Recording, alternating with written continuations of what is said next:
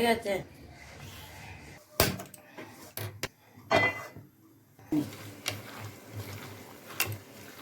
এক কাপ মতন জল দিয়েছি মাছটা যাতে ডুবে থাকে। এবার বাটিটা চাপা দিয়ে দিলাম।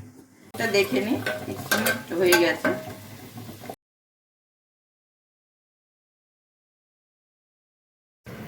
আজকে বাটি চচ্চড়ি রান্না করবো, তার জন্য একটু চুনো মাছ এনেছি। বেলে মাছ, সব রকম মাছ আছে, পুঁটি মাছ আছে, বেলে মাছ আছে, মরলা মাছ আছে, সব রকমের মাছ আছে, ছোটো ছোটো চিংড়ি মাছও আছে।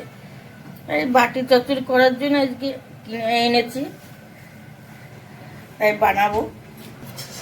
মাছগুলো ছাড়িনি, এটা মাছ আছে, ছোটো ছোটো মাছ হলে কী হবে, এটা আঁচ থাকে, এনে কাটতে হবে। এটা একটু মাছগুলো কেটে নিই, তারপরে কীভাবে বানাতে হয় তারপরে ভিডিও হবে। এবার মাছটা ধুয়ে নিই। মাছটা ধোয়ার পরে তারপরে বাটি চচ্চড়ি হবে। হলুদ, মাছটা মাখিয়ে নিই। মাখানো হয়ে গেছে। বাটি চচ্চড়ি তেলে একটু পেঁয়াজ, কাঁচা লঙ্কা, টমেটো কুচো আর সর্ষে বাটা, সর্ষে আর কাঁচা লঙ্কা বাটা, একটা সর্ষে, দুটো কাঁচা লঙ্কা বাটা হবে।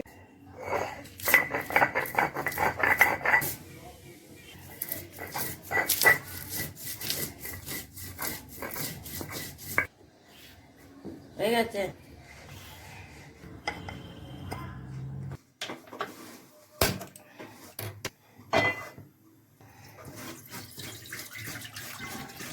আড়াইশো মাছ আছে।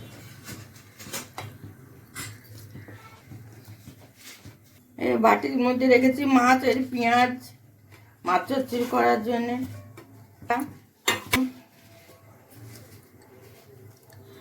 দুধ দিলাম,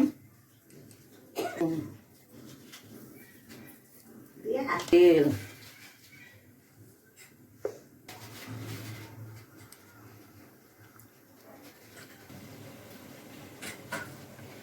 একটু খেয়ে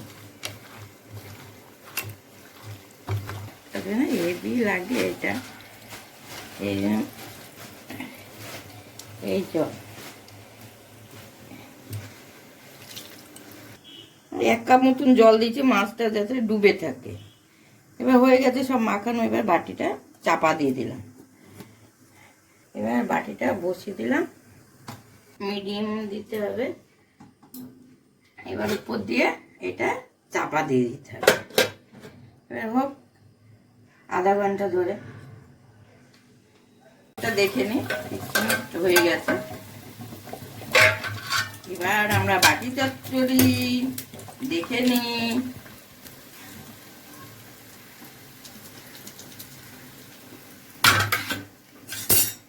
এবার ঠান্ডা হয়ে গেছে, এবার খুলে দেখি মাছটা।